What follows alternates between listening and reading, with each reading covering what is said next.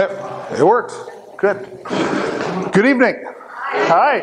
I see a couple friendly faces here. A lot of folks I don't know. How are you? Good to see you.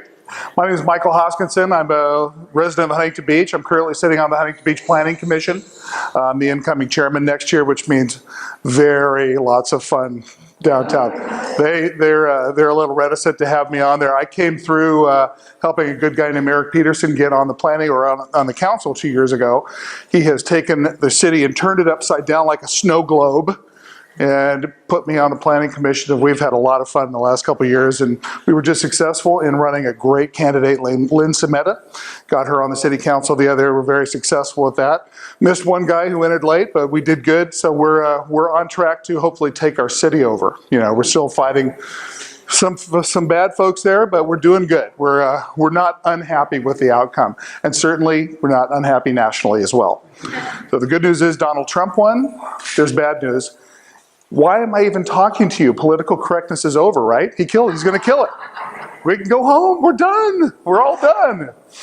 I wish it were that simple. We've probably a good portion of our last 20 years, we've heard about political correctness. Most people take it as an article of faith, that it is simply something that was organic and popped up out of the blue and has morphed into something bad, which it has. I was fortunate enough to find out at one point years ago, I don't know if fortunate or not, I mean, it's probably helped put a few more gray hairs on me, but it was invented by men with an express purpose to take away our freedoms. It was invented by men to steal power for one side and take it away from the other. It was a real simple thing. It was, we'll see tonight through the course of some slides and chatting about who these people were, what their mindsets were. I don't think they would have had any idea that it would become what it has been. But I am hopeful after last week that we're hopefully on the road to doing something about it. We've won a battle. We have not won the war. So hopefully tonight you'll be able to now spot what is done to us in the name of political correctness. So I'm going to play some movies, some little bit of movies, and I'm going to introduce you to somebody from the past. Remember her? So let's hear a little bit from Secretary Clinton. You could put half of Trump supporters into what I call the basket of deplorables. Right? The racist, sexist, homophobic, xenophobic, Islamophobic, you name it. How many people here have been called a racist? Yeah, it's not very much. You guys, you people who didn't put your hands up aren't trying hard enough. I have been called, sir, I'm sorry. I have been called every one of those terms multiple times, usually weekly. The more that you fight with liberals, the more you will run into those exact words. This is their only line of defense from us, usually. There's numbers that they're in power and that they have been successful in cowing us from speaking openly. So now, is anybody here easily offended by some salty language? No. No? Okay, because I want to show you something. So think of what Mrs. Clinton just said. This gentleman is an English broadcaster. This is his, this is right after the election. Everyone that voted for Trump is a sexist or a racist. How many times does the vote not have to go our way before we realise that our argument isn't won by hurling labels and insults? Tory majority, government, Brexit, Trump. What next? When will we learn that the key is discussion? If you are unwilling to discuss, then you are creating the conditions in which Donald Trump and people like him can thrive. But instead of persuading people to vote, she just courted celebrity endorsements and then lost. What's going on? It's almost as if the political acumen of Beyonce and Jay-Z count for nothing. And then she loses it and loses the election, and she locks herself in her hotel because she's too upset, or because it had never occurred to them to even write a concession speech. Either way, grow up. I have no sympathy for her whatsoever. Be a better candidate. But thing is, I can't say that. I can't say this to any of my friends, Tim. People like me. I get fucking lynched if I said this, because people like me won't listen. I did this. This is my fault. Fucking Donald Trump. The left is responsible for this result. Because the left have now decided that any other opinion, any other way of looking at the world is unacceptable. We don't debate anymore because the left won the cultural war. So if you're on the right, you're a freak. You're evil, you're racist, you're stupid, you are a basket of deplorables. How do you think people are going to vote if you talk to them like that? When has anyone ever been persuaded by being insulted or labelled? So now, if you're on the right or even against the prevailing view, you are attacked for raising your opinion. That's why people wait until they're in the voting booth. No one's watching anymore. There's no blame or shame or anything, and you can finally say what you really think, and that is a powerful thing. The Tories in charge, Brexit, and now Trump. And all the polls were wrong. All of them. Because when asked, people can't admit what they think. They can't admit what they think. They're not allowed to. The left don't allow them to. We have made people unable to articulate their position for fear of being shut down. They're embarrassed to say it. Every time someone on the left has said, you mustn't say that, they are contributing to this culture. It's time to stop moaning. It's time to stop crying over spilt fucking Brexit. It's time to stop ignoring your opponents, or worse, trying to silence them. It's time to stop banning people from speaking in universities. It's time to stop thinking that reposting an article on your Facebook feed is political engagement, that banning a gymnast from doing what he's good at because he insulted someone's religion somehow achieved something. And sorry, when did the Gymnast Association start thinking it was appropriate to start enforcing blasphemy laws? It's time to realise that reading The Guardian doesn't make you a liberal, that retweeting Greenpeace doesn't lower your carbon footprint. And if my mansplaining is triggering you, you can either fuck off to your safe space, or you can engage and debate me and tell me what I'm getting wrong. Because Trump just won the White House. Being offended doesn't work anymore. Throwing insults doesn't work anymore. The only thing that works is fucking bothering, doing something. And all you have to do is engage in the debate. Talk to people who think differently to you and persuade them of your argument. It's so easy, and the left have lost the art. Stop thinking that everyone who disagrees with you is evil or racist or sexist or stupid, and talk to them. Persuade them otherwise, because if you don't, I'll tell you what you get. You get President Trump. Right, I need to go for a shit and a shave. How long we got, Tim? All right, I might need to have to forego the shit. So he's a left-of-center journalist, from what I understand, in England. He is trying to tell his own side what their problem is. They have pushed us into a corner. He understands, he gets it. He's trying to tell them to back off. I don't ever want a leftist to hear that. I want us to hear that, so we understand what's been played on us this whole time. Without further ado, I want to introduce you to the Frankfurt School. Frankfurt School were a group of German Jewish intellectuals in Frankfurt, Germany. They started the Institute for Social Research at Frankfurt University in the 30s, or actually 20s, late 20s. They were chased out of Germany by Hitler, the other socialist party. Came to America, where academia opened its arms to them. They spent over 20 years, what's a good word? Infiltrating is not quite the word, like an invasive disease in our college systems, selling their cultural Marxism and their critical theory, which we'll talk about later. Everything we see on college campuses comes from these people. If I could go back in time, these would be the ones I'd take out. The world would be a much better place. They look like nice folks. They're as evil could be.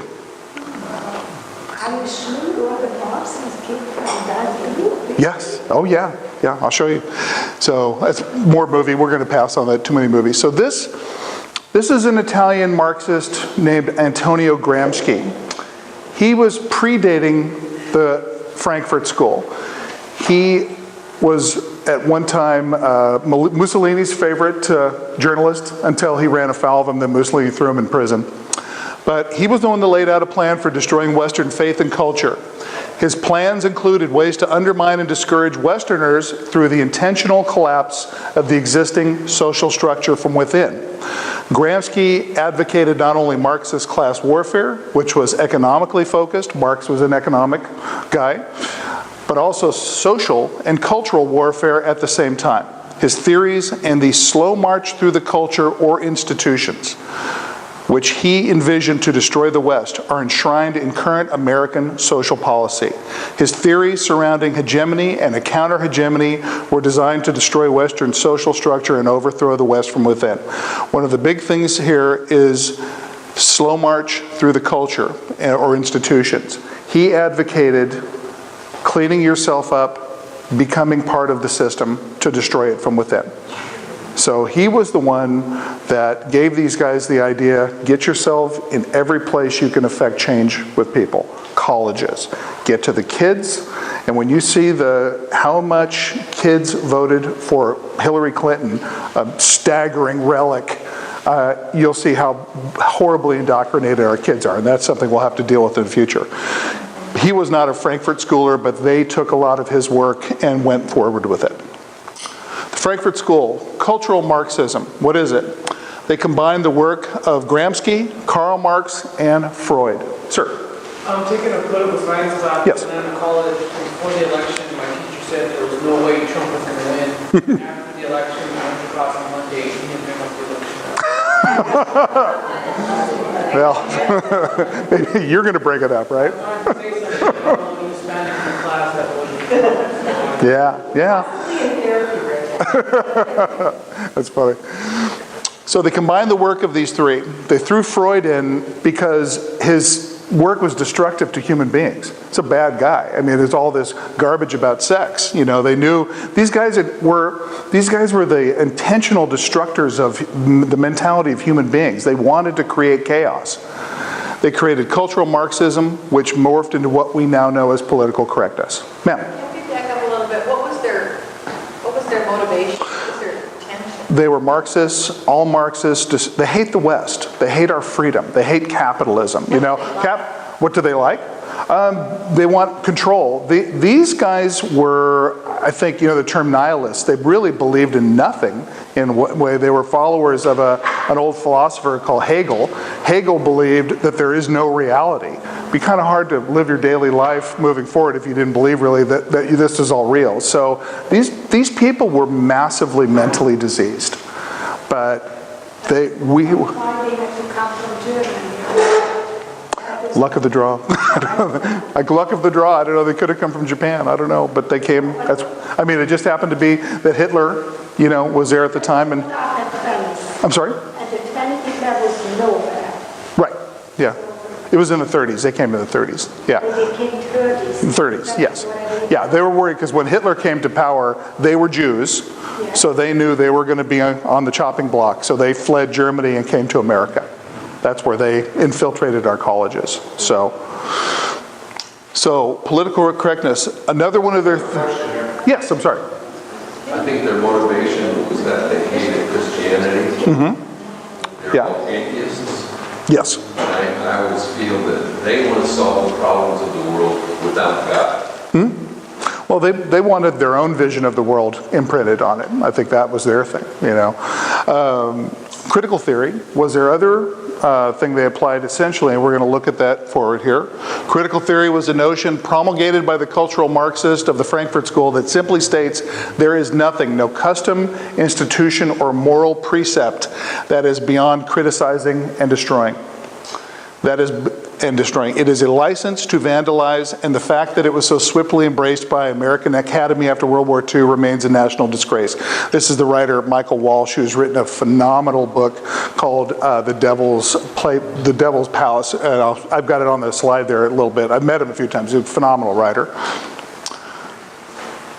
This is it in a nutshell. These people reasoned that if they could get anybody they disagreed with to be silent, they would have won. And they're pretty close to it, because the left now owns, or owned at the moment, still owns the White House. It owns Hollywood. It owns media. It owns the internet. They own every microphone there is. And everywhere we go, you're a racist, you're a homophobe, you're a xenophobe, you're a this, you're a that, you're a whatever, But this is their only armor on us because we shirk from that. So we'll talk about that more later. But this is about silencing us. Once we are silent, there's nothing we can do after that. This is a poster. I did see the picture of the man here. This man, his name is Herbert Marcuse. He was one of the Frankfurt schoolers. This man lived until, I believe, the 1970s. He was one of, if we lived in the 60s right now, every one of you would know what Herbert Marcuse was. He was a counterculture hero to the left. He invented the phrase, make love, not war. These people have been like Zelig they're running through our culture for decades. He wrote a book called Repressive Tolerance. And see if we recognize this today. This liberating tolerance would involve the withdrawal of toleration of speech and assembly from groups and movements on the right, and aggressively partisan promotion of speech, groups, and progressive movements on the left. They got it from this man. He came up with it. So anywhere that you see one group, you'll see them, they could come out and say the same thing. If it was a group on the right, they'd be racist, bigot, homophobe. The left, they'd say the exact same thing. They go, oh, that's awesome. It came from this man. This is Herbert Marcuse late in his life. This is Angela Davis. Make love, not war. These people were in our culture in the 60s. This is like cancer metastasizing in our body politic. But this is the guy. He was, to me, one of the worst. Jürgen Habermas, there's a couple of them, but he really got into the colleges. You know, in the 50s, after the war, and everything was much better, many of them went back to Germany. He stayed, regretfully. Here is their plan. And see if you recognize any of these. It's their 11-point plan. Number one, the creation of racism offenses.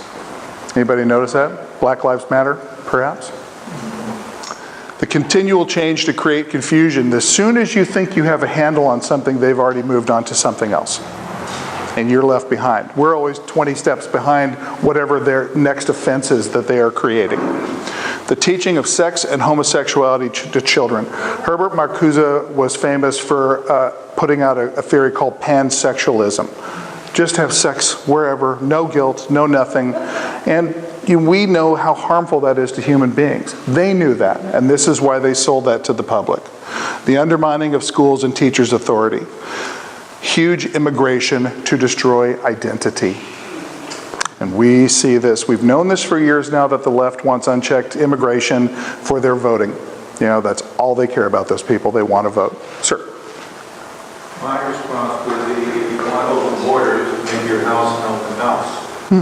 Show the strength of your belief, take the front door off its hinges, and post signs around the city telling strangers they can come into your house whenever the stranger wants. I don't think it works that way. I think it's do as I say, not as I do with these folks. Yeah. So the promotion of excessive drinking, that's the only one I like. The rest, that's the one I just kept that one because I thought, well, at least they got one right, you know. The emptying of churches. This is an interesting one for me because I wasn't raised religious at all. My mom's Catholic. She chose not to raise me with any religion. I grew up a lot of my life believing religion was bad until I realized that the best people in my life were Christians, and they weren't ones who really forced it on you. And I started looking at this, but I started looking at religion as a glue that binds people, you know. And I don't look at it as a threat to society. I look at it as a good thing. I may not share somebody's particular views on a certain religion. I don't think, well, there's only one. I think Islam is definitely a threat. I don't call it a religion at all. But this is something they knew. These folks wanted to remove the glue of our society. They wanted to cast everyone out like a lame sheep to be eaten by a wolf. They want us separate. They don't want people together. So they wanted to break the cohesion of our society. An unreliable legal system with a bias against the victims of crime. Wow. Where do we see that? All over. Somehow the person that, stopped now I'm a concealed weapons holder. If I was told when I went and learned to shoot that in California today, if I have a righteous shoot that is 100%, the guy said, I'm going to kill you, Mike. I'm coming to your house on Friday at 7 p.m. And I sit there, he came and went, Pop, I'm going to jail. I'm going to lose friends. I'm going to spend hundreds of thousands of dollars. I'm going to be pilloried in my community. The DA is going to look at me because I'm a white guy that he's going, you're a perfect target for me. So This comes from here. I love 9. Dependency on the state or state benefits. We have just clocked over $1 trillion a year in unearned welfare for people. I think that's hopefully going to go away at some point. I have hope of that. That's exactly what I saw Linsky. Well, I think he got a lot from here. Yeah, I think he did. And we're going to talk about him down the road a bit. Control and dumbing down of the media. Hello, you know. And the last one, where the real glue was, encouraging the breakdown of the family. So these people knew the ties that bind us together, and there isn't one thing they didn't seek to destroy. So, any questions, anybody, before we jump into the next thing?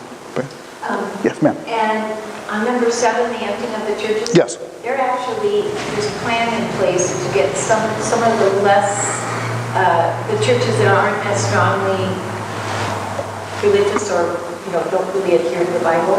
They're going after them too, and a lot of churches are starting to turn this way. Yeah. So think Social justice and those yeah, things. then that's, social justice is a made-up leftist word that means nothing except, what they want it to mean. It doesn't mean anything in good or impractical. But think of what a 501c3, if I'm using the right one. I know there's a couple of them. So churches can't get involved in politics. Well, you've just stolen their free speech. They said, well, you can do what you want, but you're not going to get tax-free status. So that is the government coercing them against having free speech. And they knew that people are going to go to their church, and their church is not going to be able to talk. Well, if you're a conservative church, you can't say that. I'm sure the leftists say whatever the heck they want in their churches. Yeah. Donald Trump wants to reverse that. He said that he's going to reverse it. Yes, I hope so. Because I think free speech should just be free. I don't believe that, but I know what the strategy was behind that. So there's our friend Saul Alinsky. True revolutionaries do not flaunt their radicalism. They cut their hair, put on suits, and infiltrate the system from within. So I don't have proof that he knew of the Frankfurt School, but he was a natural continuation of what they were doing. So this man was a communist. I love this story. He learned at the feet of Frank Nitti, who was Capone's enforcer. So this guy knew hardball, and he knew how to motivate people. And we know who his best student was. Yeah. This story, had we all known all this 15 years ago. And it was all on the internet. It was. When He also was one of the students. Oh, yes. When he came on the scene, I was curious about him, because for me, he came out of nowhere. So I did my research, and I immediately realized this guy could not ever be allowed to get into the office. I warned everybody I knew what he was going to do. He outpaced my low expectations by far. So when we took training, we went to Campaign for Liberty training, which we always advise everybody to go do. We like this political training. The guys are really good because they'll look at the crowd and say, "Thank God for Barack Obama." And we all go, "What are you talking about?" He goes, "If Romney or McCain had been elected, none of you would be here. And you wouldn't be at the Tea Party either." They go, "Oh, you'd think everything was fine." And those guys were globalists. They'd be pulling garbage in the background. The debt would be the same. Things would be the same. So we might, who knows when the story is written, we might have a lot to thank for these guys. Maybe they pushed us in too much of a corner and we pulled out of the tailspin in time. So we are, I just call them the children of Frankfurt now, right? All these kids are out in the street protesting, "I don't like Trump. I want a new president." This would not be happening if not for the Frankfurt School in the colleges. You see that these are coming out of colleges. They're also paid for. I know the Soros people are involved with this, but I love that. Hurts other people's feelings.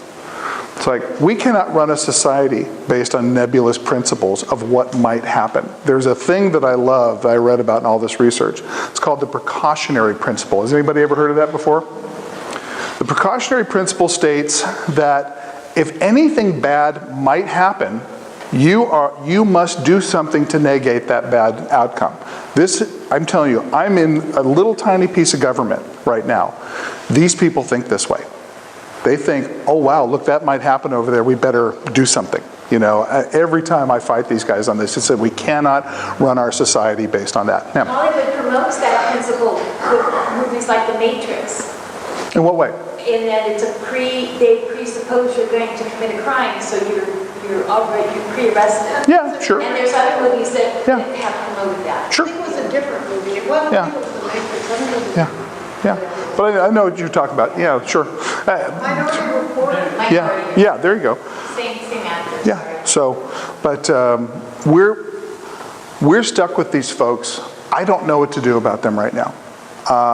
My concern has been for a long time that you've got a kid going to college now that is essentially a Marxist revolutionary. Yeah. And I don't see that kid graduating and coming out of there and going, that was fun, now I'm going to go get a job in the regular world. I don't see that happening. And I'm afraid that we've got another 1960s ahead of us because of these people. And I don't know what to do about them. I do not have an answer for that. Yeah, I'm sorry to say. San Bernardino shooters. Neighbor didn't report shooter over fears of being called a racist. This is deadly. I mean, we can sit here and laugh about people that cannot speak their mind. This kills. You know, and the more we think about this, the more, and I guarantee you now that I suspect you'll be like me, that as soon as I figured out that human beings invented this, and that you will see this everywhere, let me apologize to you for infecting your mind. I'm sorry. I'm not comfortable with it, but I just felt once I learned this, I knew I had to talk about this. This is unacceptable. You know, what happened to see something, say something? You know? Two and a half days into it, they didn't show that picture till the Right. third day, till they got care up there on the podium with the sheriff so that they could, tamp down our Yeah. abusing over Yeah. that. And later in the year, they showed the path that he took went right over to the Christian table where he'd been sitting talking to the Christians. Nobody else if you look and see, everybody he shot were the people that he knew as Christian. Don't forget he worked in the Right. The whole Islam is another thing. We don't have to talk about that tonight, but The neighbors who didn't say anything, Yeah. they were also Muslims, the peaceful Muslims. well, no, but not all of them though. No, but No. just let's face the truth, Master. That's their teachings is keep all the infidels. They're Yes. saying it freely or they're not saying it freely, but this is their teaching. Yeah, I don't want to go too deeply into this.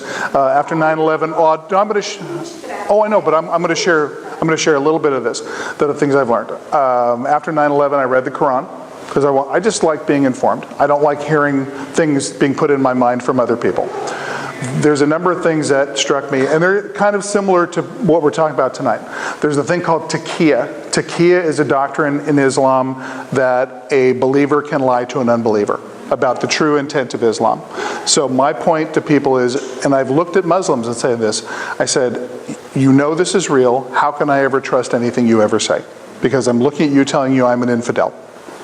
And they leap into all these explanations and, I'm not like that, I'm this. Who knows? I mean, if we, in a certain way, Catholicism, if you go and confess, you can relieve yourself of your sins. It's a much more extreme version of that. But it's hard to reconcile for me. There's another little part that is called abrogation. And this one's key into understanding Islam. The Quran is made up of short passages called surahs. They start at the beginning and they go by length. So if one was one word, then it'd be 2 word, 3 word, and on and on. There's 2 periods in Muhammad's life. There's the Meccan period and the Medinan period. The earlier period was where all the peaceful stuff comes from. This is all the joy and love and happiness. The second period is where all the let's kill everybody that doesn't believe like us. All of these are interspersed because they're all by how long each surah is. So they always point to the ones, oh no, look at this one. It goes, one thing, there's a magic decoder ring for Islam. And that is, the later the surah is a word from God. So the latest word from God is the true word from God. So they can look at it and go, hey white boy, Let me tell you, oh, look at this one over here, peace and love, and they go, yeah, but it's that one. We know. So that's the way that is. So it's hard to reconcile that for me. I don't know what to do about God is not our God. it. It is not. It's not. But our God doesn't, and if I could be said to have anybody's God, I don't know ones other than theirs that expressly says go kill anybody who doesn't think like you. That makes it a bit of a danger. So same as political correctness. Political correctness is mind control, is all it is. So it's no different in that regard.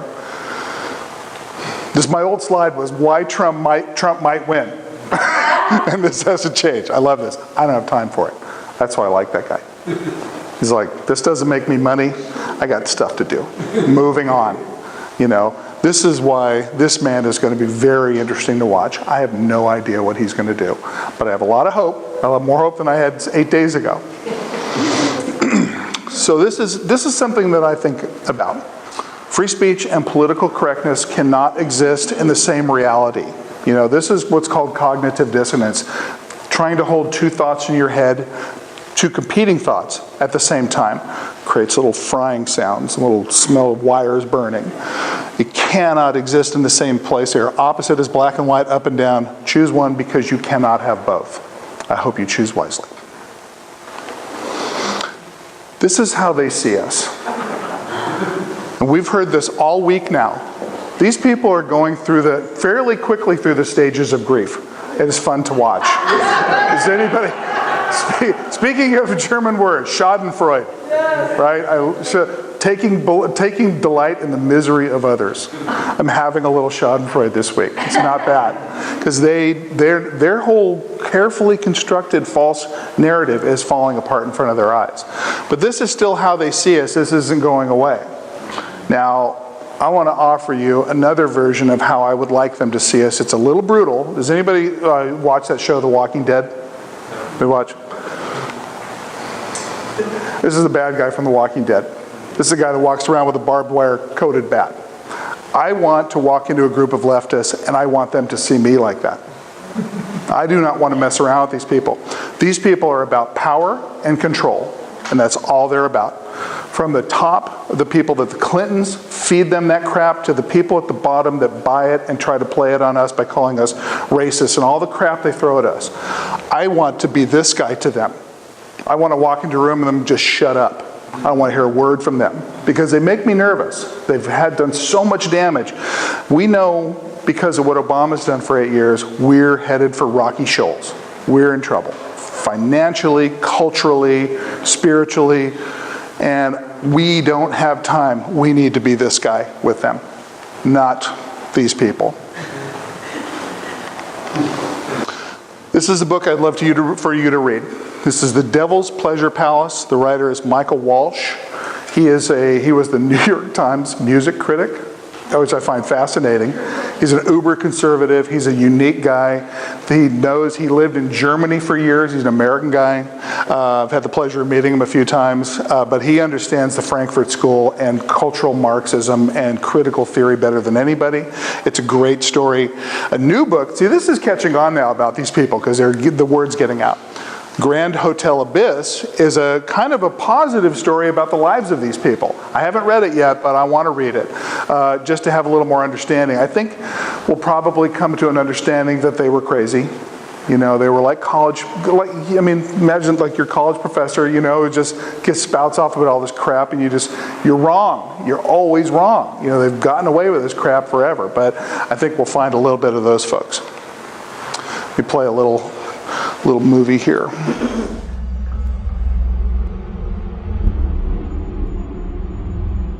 The United States has undergone a cultural, moral, and religious revolution. And a militant secularism has arisen in this country. It's always had a hold on the intellectual and academic elites. But in the 1960s, it captured the young in the universities and the colleges, and we had this great battle, cultural war begin then nationally. And since then, if you will, secularism has really achieved dominance in the academic community and the intellectual community and the entertainment community in Hollywood, among part of the political community. but not the nation as a whole. However, it is much stronger than it was, and so this is the basis of the great cultural war we're undergoing right now. And this militant, it is an anti-Christian, anti-God, anti-traditionalist revolution. It's partly the sexual revolution has a lot to do with it and how people live. And so we are two countries now. We are two countries morally and socially and culturally and theologically, and cultural wars do not lend themselves to peaceful coexistence.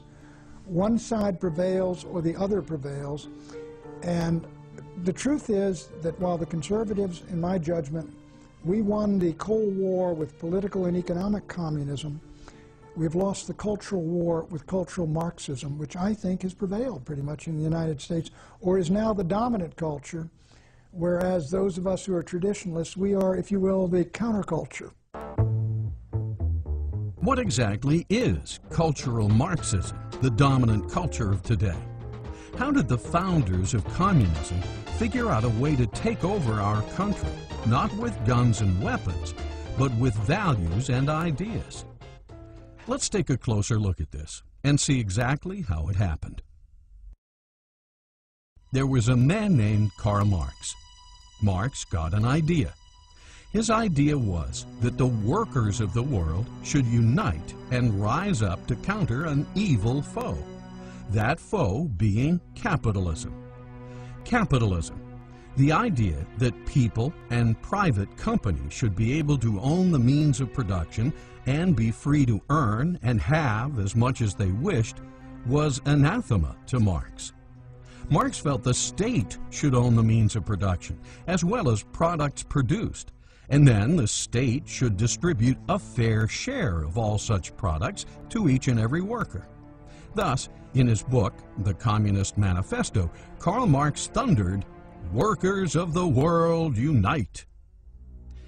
Sure that he had a principle to unify all workers in every country, Marx looked forward to eventually taking over the world. Karl Marx believed that you would have a rebellion by the workers against the capitalist system, which would then create a Marxist communist society where you would have dictatorship of the proletariat. Unfortunately, when World War I broke out, the workers of the world did not unite.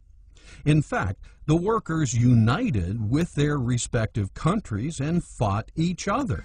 What happened was the Marxists had an enormous disillusionment when the French and the Germans and the British workers all rose up for the fatherland and went to war happily, fighting one another. Marx's idea was a total failure.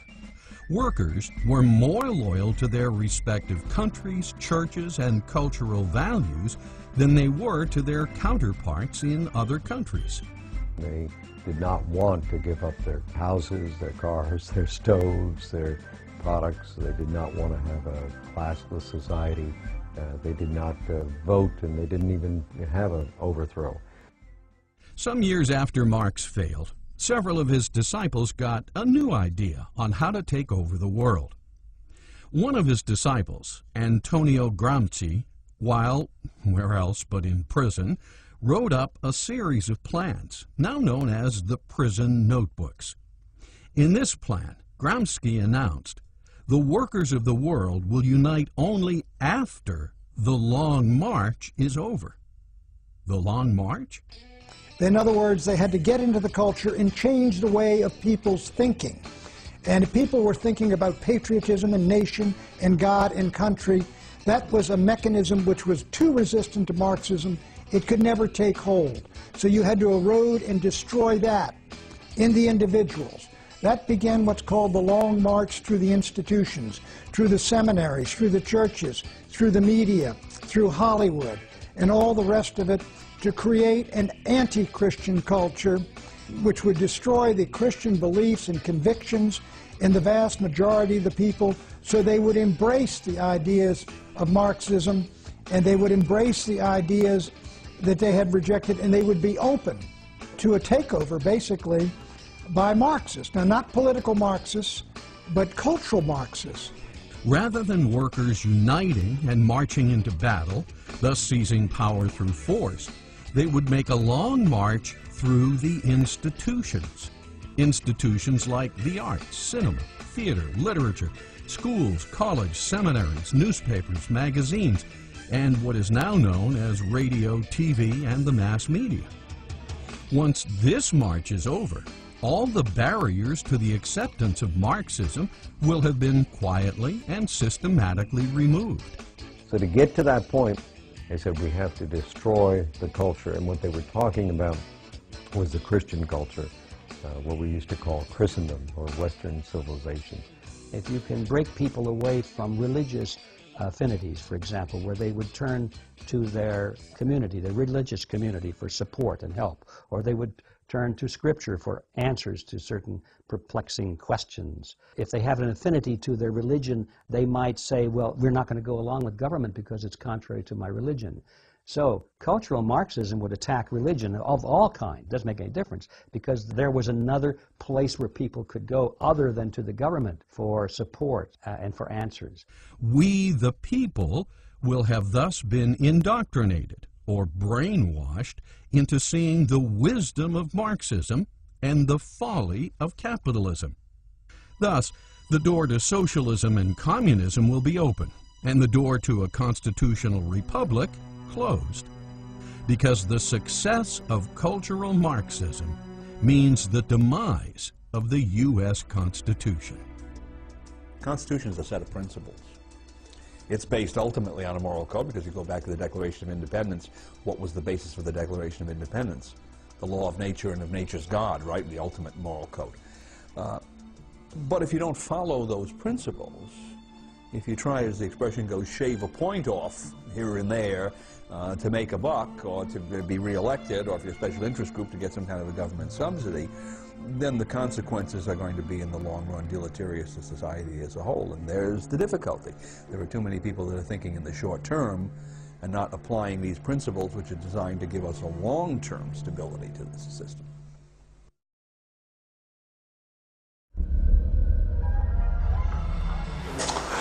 He had their number a long time ago. This is probably from the early 90s. So he knew about the Frankfurt School. He'd been speaking about it. I remember him saying things and me going, I don't know what that is. I have no idea. But he knew. You know, who know the guys that they pilloried. Now we see that the people they have come at the hardest are the ones that were right. And we know their strategy. If they hear something that gets too close to the truth, they will turn their guns on you, the verbal guns. They're too afraid to use real guns. Yeah. I'm just curious, where does George Soros fit into all of this? He's an interesting character. Or is it his money, or? He's fascinating. He has said that his childhood, he's a Hungarian kid. His father was an early proponent of, there's that fake made-up language. Anyways, we'll remember that in a second. Changed his name to Soros, which means in this fake language to soar. As an early child, when the Nazis came and took Hungary over, he has said publicly more than once that was the best time of his life. He was working for the Nazis against his own people as a child. This guy who went on to become one of the bigger billionaires of the world with the financial system. He's known as the man who broke the Bank of England using arbitrage. I don't know why this man is still allowed to walk the earth. I'd shoot him myself if I had a chance. He's a horrible human being. He's an enemy of this country, and I think we need to revive that to a certain extent of looking at people saying, you are actively subverting this country. And I think the media, to a certain extent, is seditious because they were part of an active conspiracy to collude to take the country over, in my eyes. And I'd do some changing with them if I had to have a chance. You don't get to hide behind the First Amendment if you're trying to overturn the country. I mean, that's not how the rules work. So, friend Andrew Breitbart, I first learned of the Frankfurt School in the book he wrote, and I think we may have Trump to thank for him. His guide, Steve Bannon, who we know now is getting the full fire hose from the left, coming up with everything they can dream of. I know people that know him. They're telling me truth. They said this is all lies about this guy. They're trying to set the stage to say, oh no, nothing good can come out of that guy. He's a racist, blah, blah, blah. But he said, walk toward the fire. Don't worry about what they call you. All those things are said against you because they want to stop you in your tracks. But if you keep going, you're sending a message to people who are rooting for you, who are agreeing with you. The message is that they can too. So that, when I found out about the Frankfurt School, and I fully realized that this was a group of men that wanted to take over the world, essentially. It's like a bad James Bond movie is what this is. And that they had their plan had worked beyond their wildest dreams. And all they did was brainwash people into anything that, like children. That's why I call them the children of Frankfurt. These are adults that are children. You hurt my feelings. Anything that they disagree with gets the fire hose. This guy had their number. And he taught us, and I'm sorry he's gone, but I think, he's reaching out from the grave right now. That's exciting. So, if I had any more, I think that's it. I just wanted to come and share this with you. That this, there's a great movie that I love. It's called The Edge. Anthony Hopkins, one of the brothers, I forget the brothers, but the guy, they go down in a plane in Alaska. They're chased by a bear. One guy's falling apart. The other strong guy looks at him. At one point he tells him to get up. He goes, what one man can do, another can do. And I always remember that, because if one person can figure this out and go tell other people, you can do this, and tell other people. And so never, ever listen to people who will try to shout you down and silence you. We are living the freest country in the history of the planet. We must defend it at all costs. So with that, I have your questions, whatever you want. Yes, ma'am. Well, my daughter is in Boston. I'm sorry. And she had Zinn as her history. She actually had Howard Zinn. Yes. He's another one that should have gone bye-bye. Yeah. I said, you had Howard Zinn? Wow. He was your professor. What did you guys think of him? We thought he was a crazy old man. But she came off from Boston, still a conservative Republican, which most of her friends are from New York. Yeah, good for her. You can't speak politics with them. But I read an interesting article in Weekly Standard recently talking about the subject. And I can't remember the author, but he put it in the way of thinking of Marxist theology or Marxist ideas, and that you have the oppressed and you have the oppressor. Yeah. And that everything they frame into those terms, that you're either the oppressor or you're the oppressed. Right. So all of these poor minorities and all of that, all that are the oppressed, and the white men are the oppressors.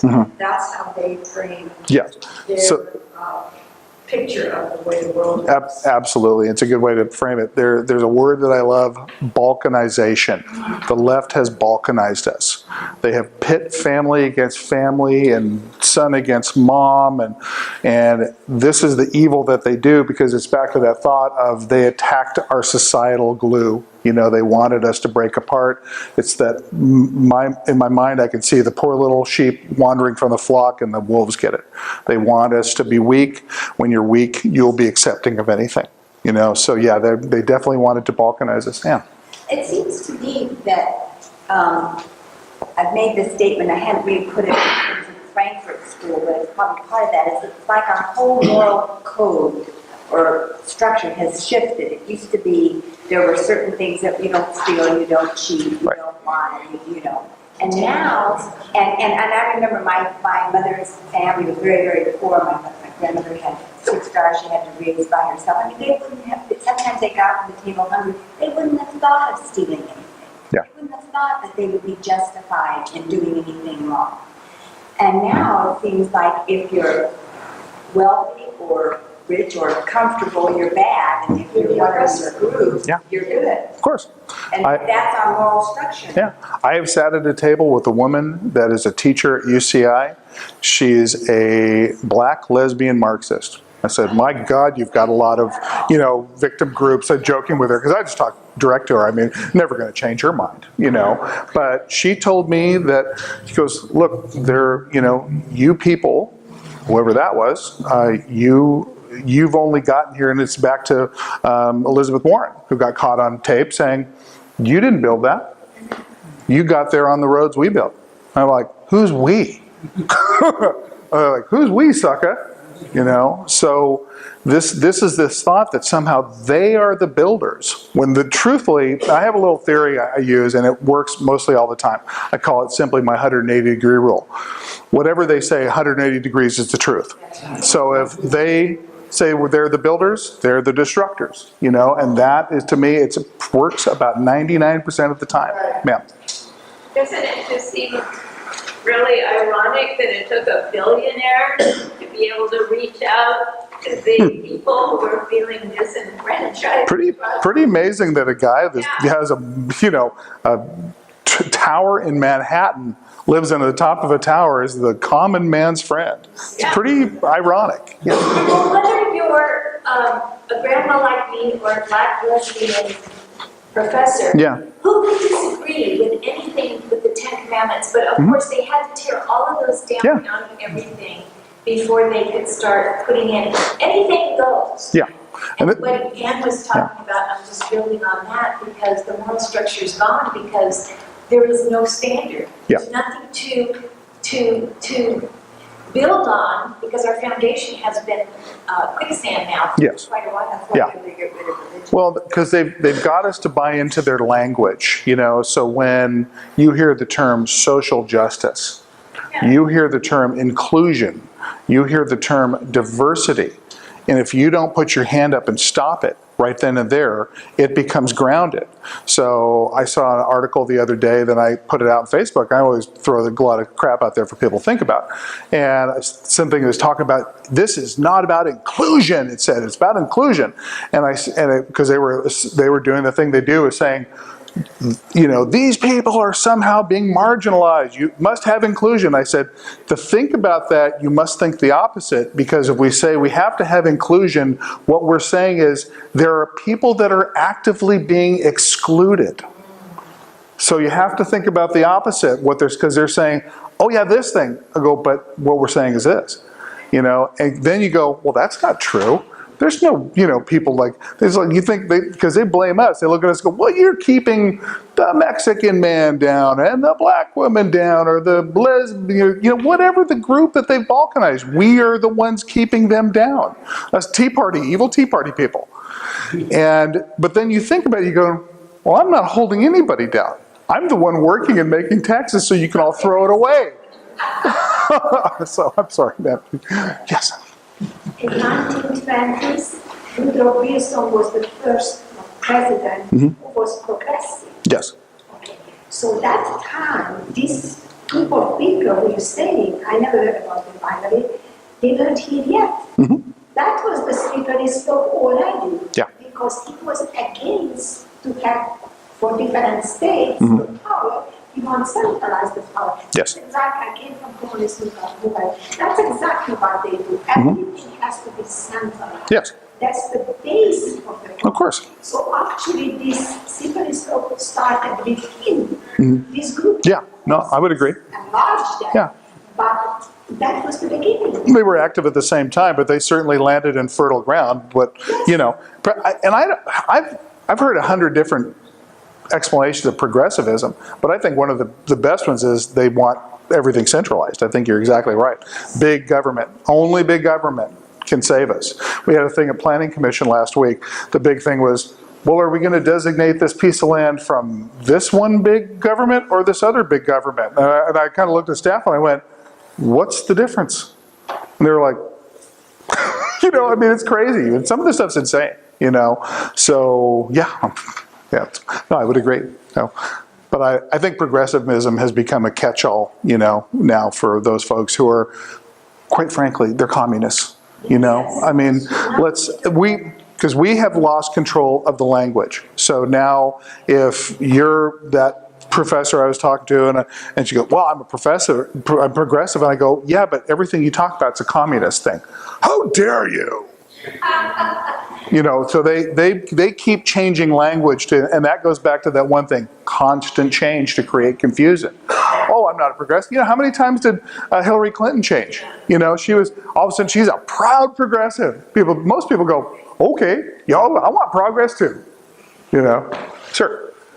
I think it's rather unfortunate. It seems like Nolte said about the reactionary forces coming about due to the communists is happening right now. Yeah. And I think it's just even unstoppable. And I think that the situation would be reactionary, but it's pushing you or sucking you in that direction. Yeah. Well, I think that's definitely the desire. I mean, the desire is to have government have complete control. My concern, if Hillary Clinton would have been, oh, I'm sorry, I still had a little Schadenfreude there, but if she'd gone, I think she would have quickly moved to change the Constitution, and they would have modified the First Amendment. And the Second Amendment, no, you're just too crazy to have a gun. I'm sorry. By the way, NRA has said they're going to fight the California proposition. So, yeah, so that's good news. I got some good news for you. So, yeah. Well, now that Bill and Hillary are retired, what do you think the Democrats are going to do? Control the power back.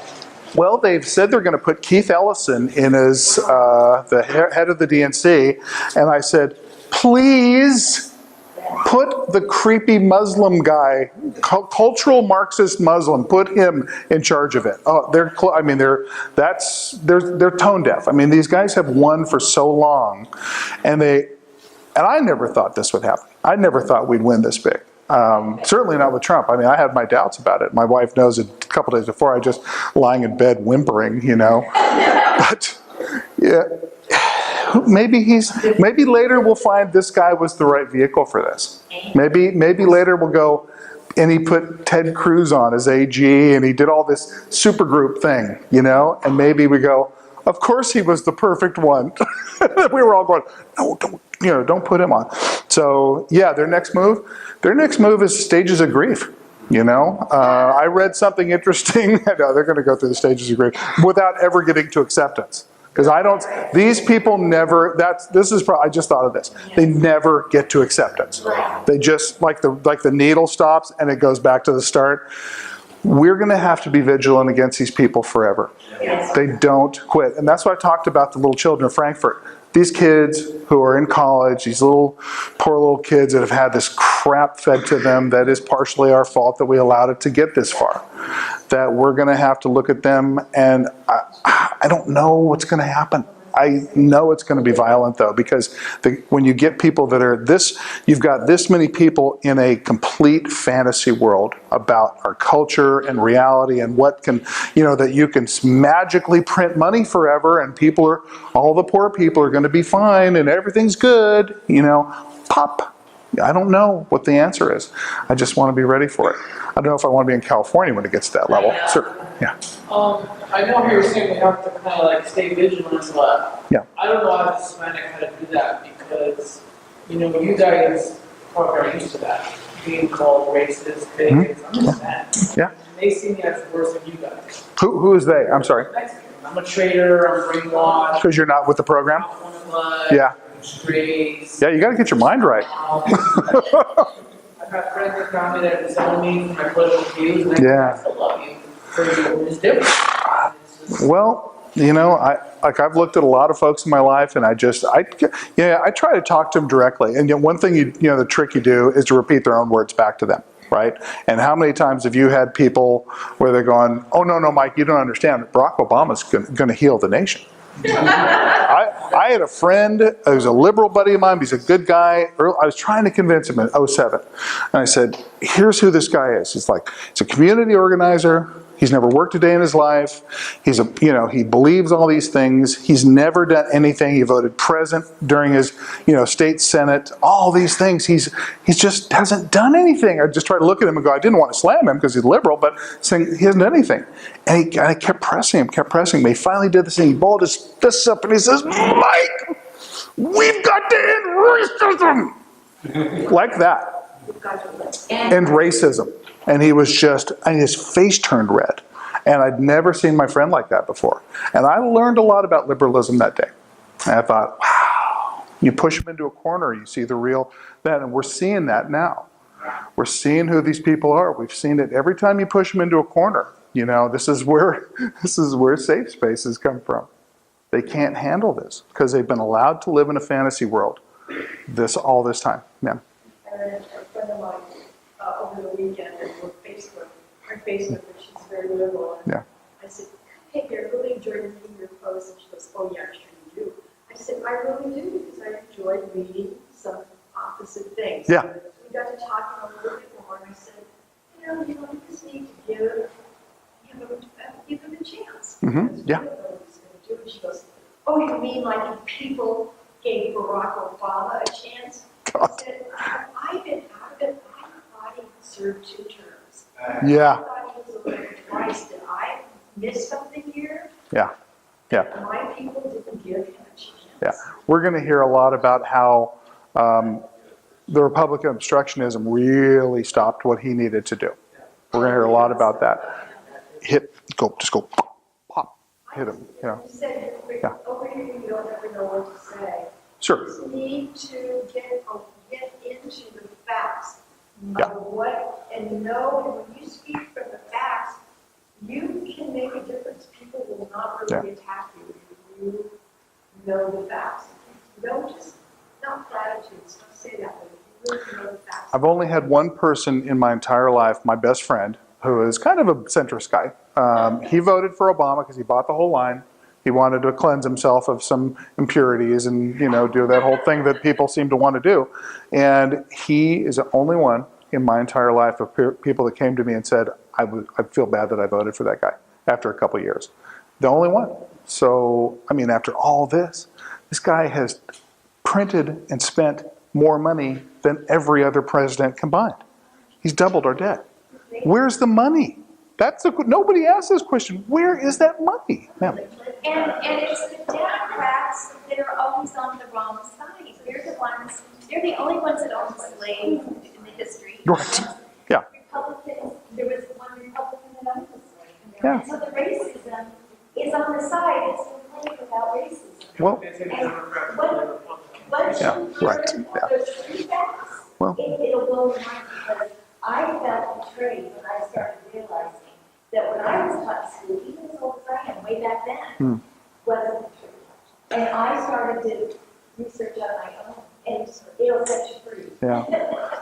I have a feeling that whatever somebody is fixated on, they own that, right? I'm not fixated on race. They are. And I've told people going, you are the one talking endlessly about race. It's not me. I go, so whose fault is that? And who's the one who's racist? It isn't me. There's George Bush, not the most eloquent guy on the planet, but he said that great line, which is this soft bigotry of low expectations. And this thing that we do of society, certain people in society does, that says there are certain people in society that simply can't help themselves. And we need to help them, because there's no way. I was never taught that. I got thrown into the dishwashing room when I was 10 years old, when we had a family restaurant. And he's just saying, you get it done, whatever it takes. So I just don't believe, I think one man can do what another can do, and woman and child and everybody else on down the line. So I don't believe in that sort of soft bigotry of low expectations that is the central theme of their lives. I just don't believe it. I don't think it's right. So you may disagree, but cool. Ann, go ahead. I worry about people that are kind of innocently caught up in all this. I have a good friend. She won't let me talk politics. So I have her kind of just get it, little stories in here and there. But I'm sure she's having some doubts about maybe some of the stuff that happened under the Obama administration. But she's just a dyed-in-the-wool Democrat, and she just believes they're wonderful. And she has no idea if this could blow her away. And if I told her this, she'd think I was crazy. Well, it's cognitive dissonance. They can't, you try to hold 2 competing thoughts in your head. And if this, for a lot of these folks, if this has been their lifestyle or their way they've learned from college or family or whatever it is, what are you going to do? You look at them and essentially saying, your whole life is a lie. Good luck with that. That's going to be a little rough, So, sir. But I got noticed is, I guess, in the 60s, 70s, rose up the street, and all these people seem to vote right to me. Have that economy, have low self-esteem. Well, I think there's something about, yeah. Well, I love that old term, rugged individualism. You know, my dad was a carpenter. He went out and worked every day on his own. He was a pretty rugged individual sort of guy. My mom started a business when I was 4 on her own back in the 60s, 70s, you know, very individualist. So I've never quite understood the hive mentality. And I know that's an intrinsic part of some people's understanding where they feel better as part of a collective than they do as an individual, and that's fine. But there are people that want to force that on all of us. That's where it has to stop, you know, so. One of the statements was, your Yeah, sure. Sure you can, go ahead. Say it out loud. Right. Yeah, I want us to never ever think that we can't say something, you know? I mean, it's like. Who was it, Phil Donahue kind of, well, how do you feel about this? Sure, yeah. I just want to know about the facts, and I wonder about the warmongers. Hey, does he look like he cares about the feelings? No. Not a bit. We're this guy now. We're this guy's in charge now. We like this guy. I want to talk about your feelings. You know, this isn't a therapy session. You know, so many times we've been there because I used to run I ran a tea party in Santa Monica. That was fun. You're like invading enemy territory. It's awesome. But a lot of times it turns into a catharsis session. Because conservatives just want to come. We just want to talk. We want to be amongst our own kind. We want to talk about it. And then a lot of folks didn't get up and do something. I said, you know, and this is back to that thing where they told me in political training saying, well, you wouldn't be here if McCain or Romney had been elected. And I had to admit they were right. And I would tell you all, don't go to sleep because Trump's in office. We don't know what he'll do. And who cares? Because he's only one guy in for one moment of time. These guys have been doing this since not FDR, but Woodrow Wilson. 100 years, 100 years, yeah. Colonel House, that was, I guess, there was a guy named Colonel House that was in Woodrow Wilson's cabinet, right in the White House. Apparently, like the President Cheney. Yeah. He was actually President Colonel House. Okay. A nasty, miserable human being. Yeah. And then on Woodrow Wilson's deathbed, he had this epiphany. I regret that I destroyed my country. Yeah. And oh, right. That. You know, in school we were taught because he was so broken. He died of a broken heart because he couldn't get the League of Nations implemented. Right. Because he sold us out to the bankers. Sure. No, he was. I don't think he slept. That guy looked like a nasty piece of work. Yeah, listen, I don't, you remember that thing was, there was a line on the left going, well, I mean, that guy, I want to have a beer with that guy. I want to go talk I want to be with him. I don't want to know these people. You wanted the job, go do the job. And do it for everybody. Do it for the American people. And don't buy into this crap, this Marxist crap that is slowing us down. We don't have time for that anymore. And you mentioned the thing, who cares how you feel? I don't want to hear anything from identity politics groups anymore. You lost, shut up, we've got work to do. Yeah. So, I mean, this is the thing you have to do to these people. You have to shut them up. They've been trying to shut us up for 100 years. You have to shut them up. And the way you shut them up is come at them hard. Yeah. You know, to the limit of your ability. I'm not asking you to be like me. I don't have any friends left. You know, I think I got a couple in the room somewhere. They're hiding their heads right now. But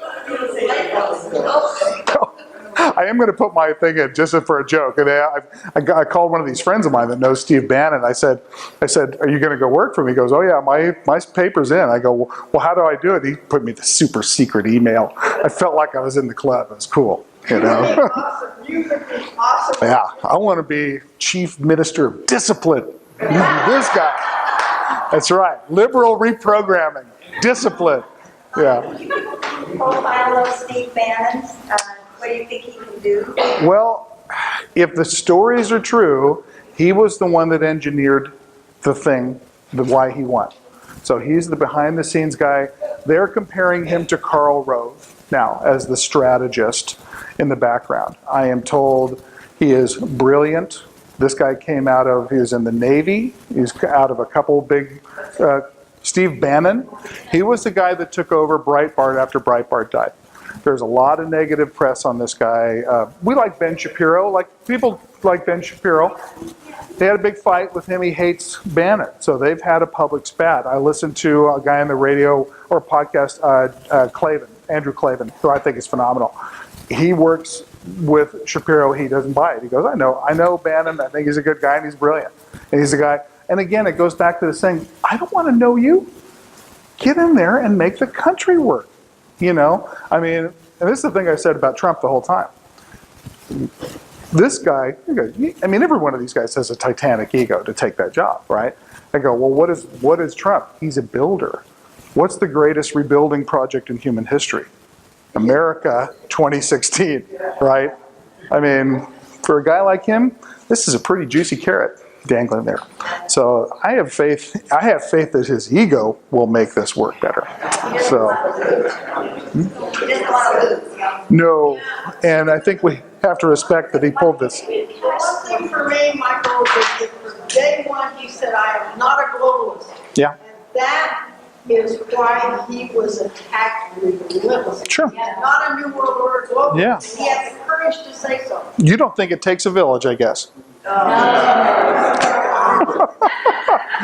So I think we're drawing close here. So I would say to you, if you have time to read those few books I put up there, there's a lot of material on the internet if you're curious about the Frankfurt School.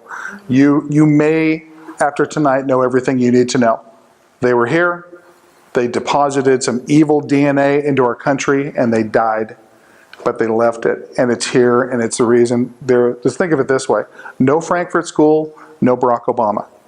He is a. It's the children. Well, I mean, this is the thing that they planted in us, and this has borne fruit. But it's also pushed us into a corner as well. This is why we have made this happen now to this point. Why we wouldn't be sitting in this room on a time we could be out having fun with our families. So I would say, don't drop your guard. Never fall in for people ever labeling you like that. Don't let somebody diminish and balkanize you, and never back down to these people, because they are 1 micron thick. I watch them fall, because they come at you with their little stuff, and you look them in the eye, and you come at them, and you just say, try again, because I'll never back down to you, ever. And they don't know what to do. Run for the safe space, get the Play-Doh and get the beanbags out, kids, because they don't know what to do. So give it a try, because I guarantee you there will not be any fisticuffs with these people. They'll run and hide somewhere, but don't give in to them, and let's make America great again, like you said. Thank you. Thank you very much for coming out. Appreciate it. Thank you. You're welcome. Great. Thank you, Mike, so much.